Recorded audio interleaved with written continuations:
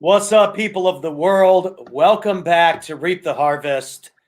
We're talking about creating your own luck. It is Momentum Monday, and the momentum is flowing. And boy, oh boy, have we been busy. We're going to kick in the intro, and we're going to dive right into it.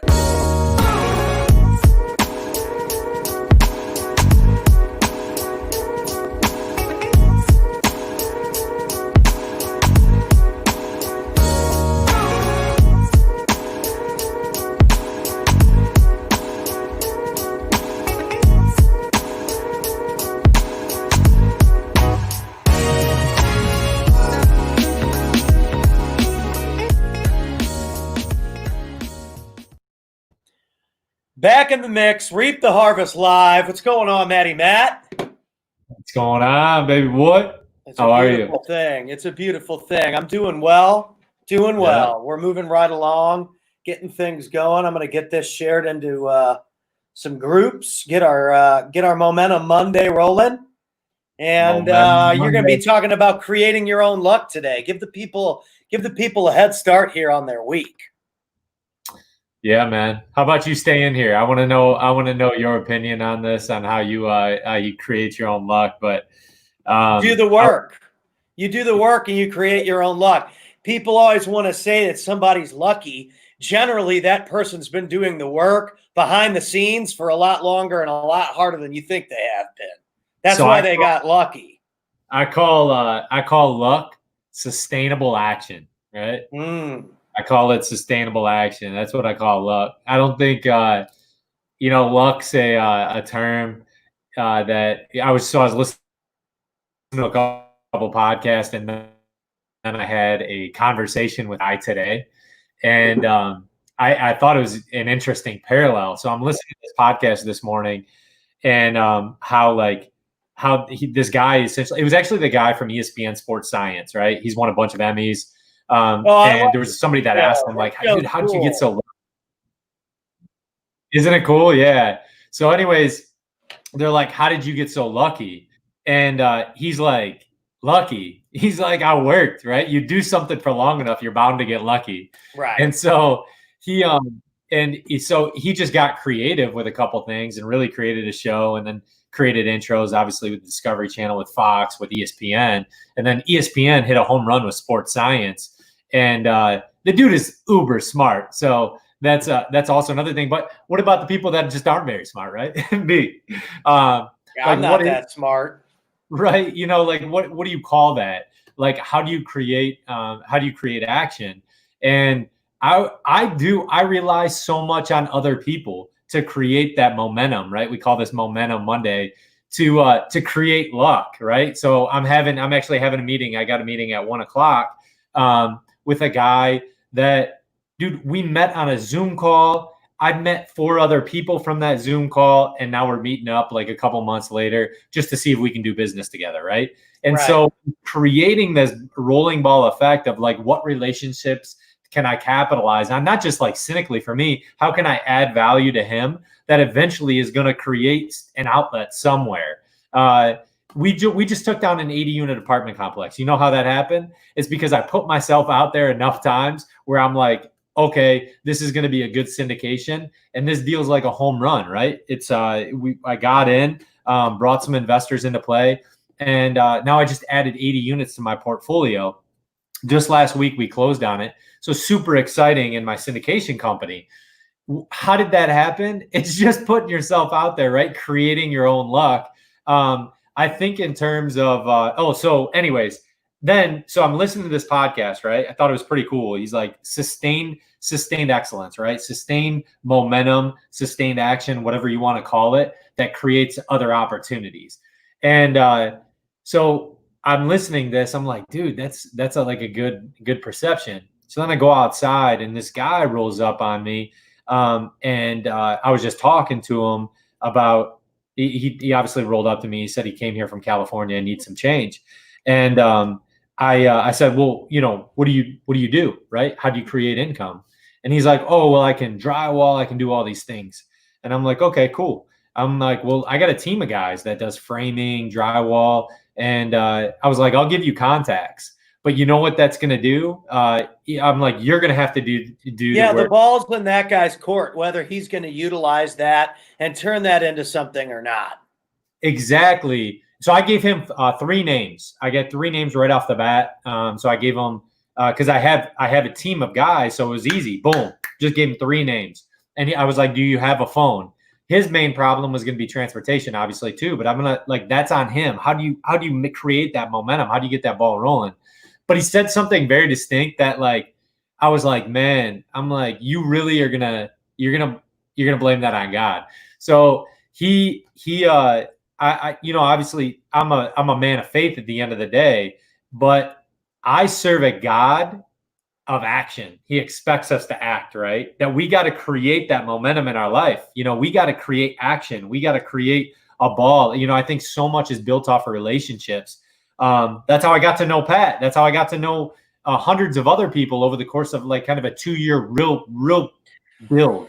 Well, and that takes investment. You're investing in yourself, hoping to build more relationships, putting in work that you don't get paid for, or that you're spending money to create opportunity for yourself. And I think people are afraid to bet on themselves. They're betting so much of their time and their effort on, you know, whatever they're doing in life, whether it's working a job or doing all these other things, which is great. I mean, you got to make money somehow. Yeah. But I don't think people invest in themselves enough.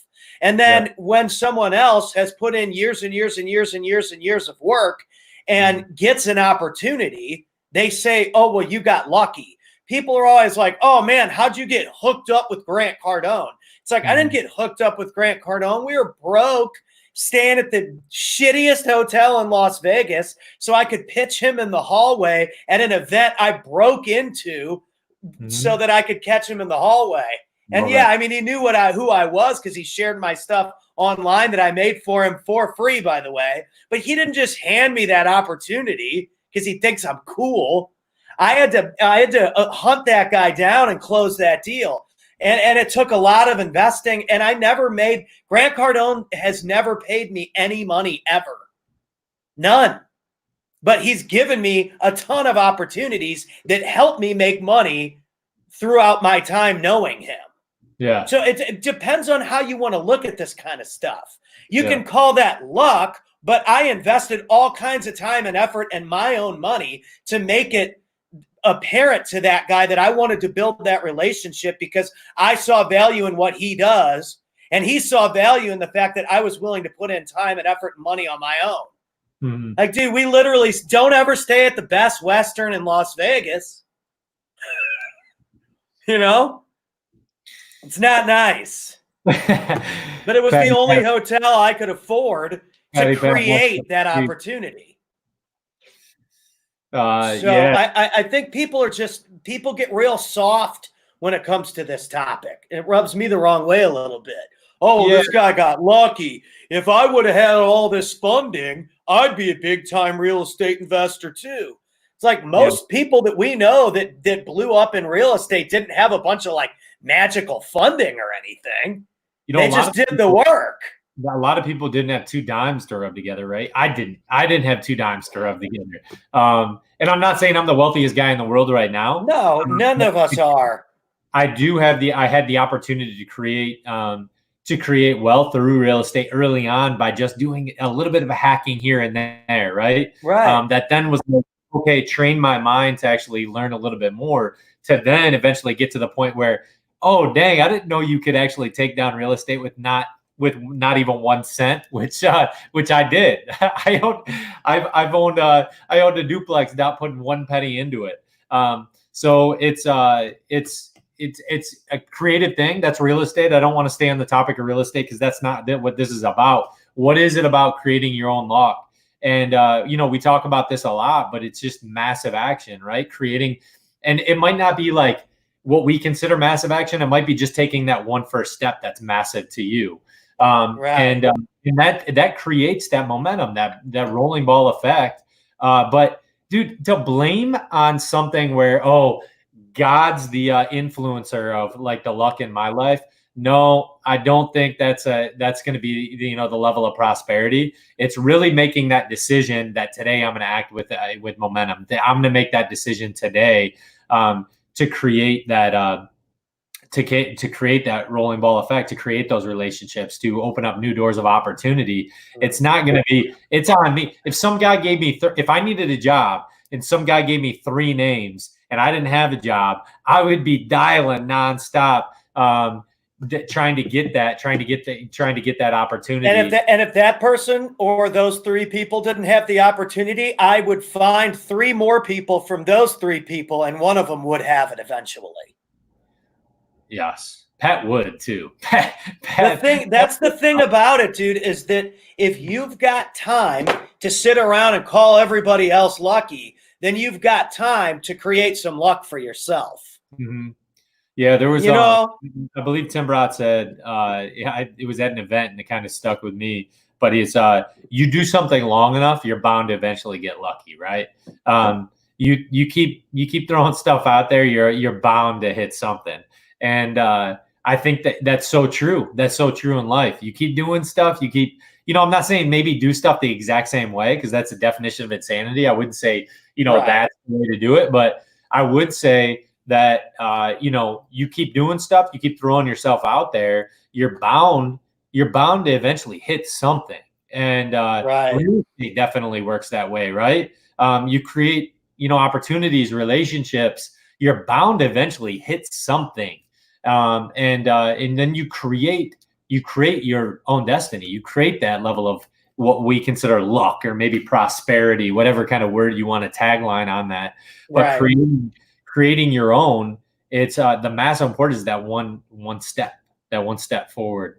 I know it's played instrumental roles. The one thing that I'll have to say though, that I love about being an entrepreneur is that a 9 to 5, you only get a closed circle, right? So typically I go in, I do my job, but like when I get home from my 9 to 5, the last thing I wanted to do was to go to a networking event. You know what I mean? To get to know other people, to create, other levels of opportunity for myself. When I started, I was an entrepreneur on the side for a while. So it's not like I was like 2 years before I actually went out on my own and said, hey, screw it, I'm going out. And I had my wife's backing, which was amazing. If you can have that accountability partner, that's just like, dude, you do you. It's awesome. But I mean, truly, I've only, been an entrepreneur. So 2015 is when I opened up my first company. And then since it's been coming up on 3 years where I just said, screw the 9 to 5. I'm going to create my own opportunities. I'm going to make money whatever way I can, right? And that vehicle was going to be real estate. So I had to dive into real estate, and I spent a shit ton of money getting that. Sorry, Mom. A crap ton of money getting there, right? Educating myself by going to all these different conferences and educating. And again, that stuff costs money. Hotel rooms, fees to get into the door, food. If you meet somebody and you're buying them a coffee, I mean, coffee's not $1 a cup anymore. It's $5 a cup. Add another $10 there. I mean, all that stuff adds up, but those are investments that you're making in your future, in yourself. And I think that, again, it's not a shot at working a job, but, a lot of people that work jobs, they get off work, they go, they drink by the pool all weekend, they invest no time in growth, and then they wonder why they're not killing it 5, 10, 15 years later. And now we've noticed the market is changing. The digital marketplace has taken over. It already had taken over. I've been saying this for years. The only reason why Pat Hilton ever got a gig at a conference is because he was using the digital marketplace to contact people way before people realized that they had to be doing it. That's the only reason why I got in touch with the Gary V's and the Uncle G's and all these people and played all those conferences, is because I was utilizing the digital marketplace. And people who are still sleeping on it, but they're ordering stuff from Amazon, or they're ordering grocery orders from Walmart, or whatever. I mean, it's time to wake up and understand that this new digital communication is the way it is now. This isn't just the way of the future. It's the way it is. And I think that people operating in, the old school mindset, oh, well, that's just all that new stuff. That's not for me. Well, don't get surprised when other people get really lucky and get opportunities and you don't, because you weren't utilizing the technology, or you weren't utilizing the bridges people are using to connect in 2020. Yeah, no, for sure, man. I completely agree with everything you said. I think it's created massive opportunities, something that I really didn't see now that I'm investing basically into an acoustic force model, right, to get Reap to Harvest and our brand out there, because I do believe in that. I do believe you, number one, never hold back value. Like, why? There's so much room to grow for everybody. There's plenty of money to go around. I don't have to hold anything in. I did think that at one time. They're printing so much money. There's more money right now than there's ever been, because they're printing so much of it. Dude, it's there. You know what is the worst too is I was just thinking about this because on Friday night, on actually Friday, I had a lunch, and then I had a cigar evening meeting. So I had two meetings with one of them a business partner, and then one of a potential business partner that we might be coming in on a deal. And one thing for me, so I read a book one time that was like, I was like, man, that's dumb. I would never want to live that way. Now, maybe if you don't have the money, granted, but like if you do, I always it's not that I like the upper hand, but I always like buying the lunch or buying the drink. And this is why I like doing that, because I think it builds trust. And so when I buy food for somebody, I never expect anything in return. I don't expect, so like if I'm going to buy a lunch or if I'm going to buy a drink, never do I expect anything in return. But typically when I have a lunch meeting with you, or I have a cigar meeting with you and maybe have a drink or two, like that, I'm having a meeting with you because I think you're probably going to add value into my life, and hopefully I can add value into your life. Right. I'm thinking of how I can add value, right? So I always typically like buying if I know it's, the relationship is going somewhere. And I try to be super tight nowadays with my relationships, because they really do. You have to be equally yoked, right? And if you're going to get to the next level, and you're really going to be thinking in terms of okay, how's this person is this going to be a person going to be a ball and chain, or is this person actually going to be adding value into my life? Not in a cynical sense. I want to add value to them, but where you can lift each other up together, right? And that's sustainable luck, sustainable action over time, where you can be accountable with one another. Right now, I just put a workout partner in my life. And that workout partner meets me at 5 a.m. on Monday, Wednesday, Friday. Sometimes we even do Tuesday and Thursdays, so we can get a workout in that early in the morning so we can get on with our day. So it's creating that level of accountability and action that creates opportunity, right? Just today, we because of the relationship that I built 2 years ago, is now potentially going to yield a $12,000 deal. And that was granted, that was over time, but these deals add up when you build relationships, and hopefully it comes to fruition. So I got to market the property, but it's those relationships that you build over time that create that sustainable luck, right? Totally. Prosperity or whatever it is. But in the digital age and this digital presence, you're spot on, Pat. I mean, it's one of those things where I didn't even know. I'm trying to give as much value as possible right now of just life experiences that I have. But if we get 300 or 400 people listen to this podcast today, that's 300 or 400 people that I potentially built a relationship with that day, right? Hopefully right. I meet a lot of you, maybe even at a conference or whatever it might be. But I think of this as creating relationships, right? I want to create. And it's building trust too. Yeah. It's oh man, I see that guy online every week. He's real positive, blah, blah, blah, blah, blah. That's right. I try to stay as positive, but I try to stay. I realize there's reality that I have reality checks all the time, right? But when you can keep that positive momentum, that's when you can build momentum, progressive momentum going forward. But the one thing I wanted to say, I would shelter information, right? I would feel oh my gosh, this is a way for me to produce a sustainable source of income, but I can't share it. You know what I mean? And I'm like, there's plenty of opportunity. I don't treat anyone as competition anymore. I'm only at competition with myself. Yeah, Like, I don't even think about that kind of stuff anymore. Yeah, I mean, it's a competitive nature. I mean, we're Yeah. humans, so there's a competitive nature in just being alive on this planet. But at the same time, it's like I focus on making my skills good. I focus on improving my skills. My skills will determine my success eventually, not, you know, me being so competitive with this person or that. I don't even think about it like that. yeah. I'm not even concerned with that. I'm not like on a basketball team comparing basketball stats. I mean, I don't know, little stuff like that. I got so much stuff going on now. I'm focused on sharpening my skills constantly. Yeah. Like I post like little Twitter memes. I post something on Twitter and then take a screenshot of it and make a little meme out of it. And I post it on Instagram. I post that stuff for me to read. Like I'm not posting that to like get everybody to like it. I'm literally holding myself accountable when I post those. Those are for my own accountability. You know what I'm saying? Like, because if I'm holding myself accountable and I'm growing and I'm forcing myself to type something and post something and read something, then it ingrains it in your head better. That's why I've always used social media as a documentation of what I'm doing and where I'm going.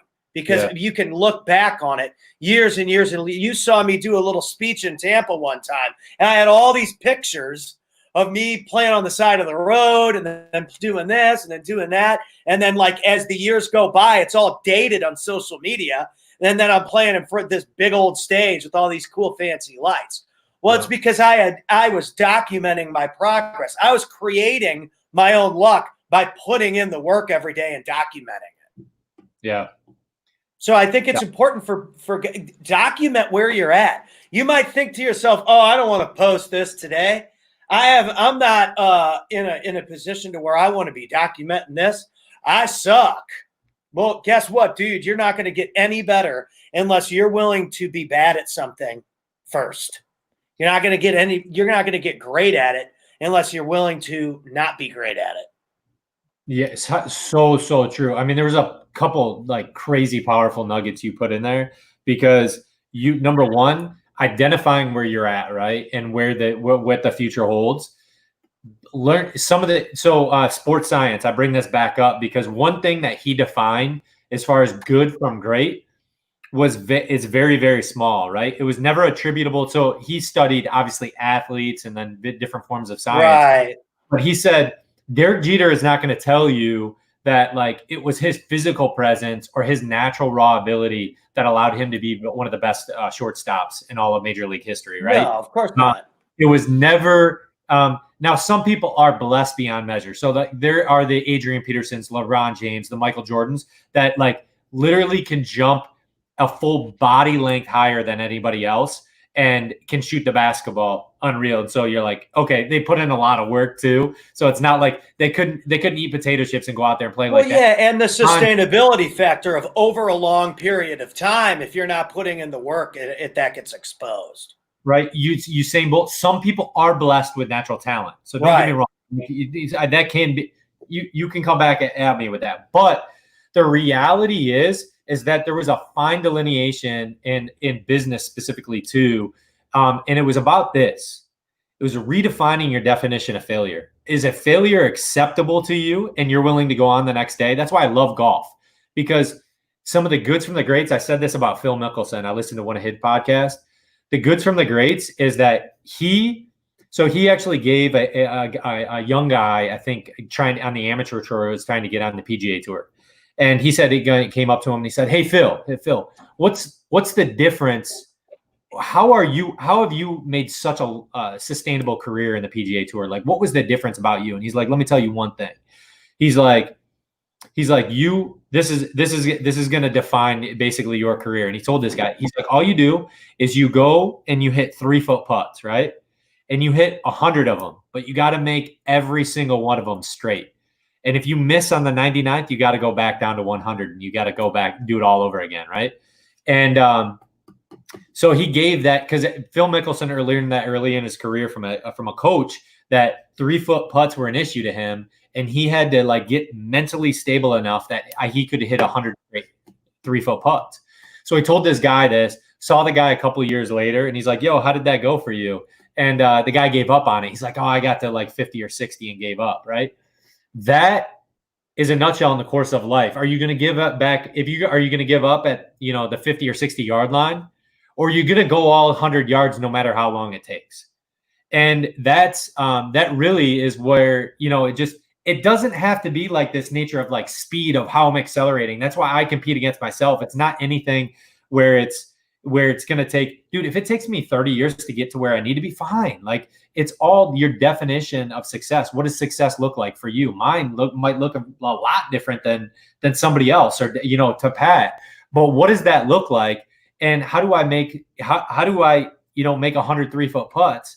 And I keep going at it. Right. And then I'm going to get probably a couple setbacks along the way, but then how do I keep moving forward? Right.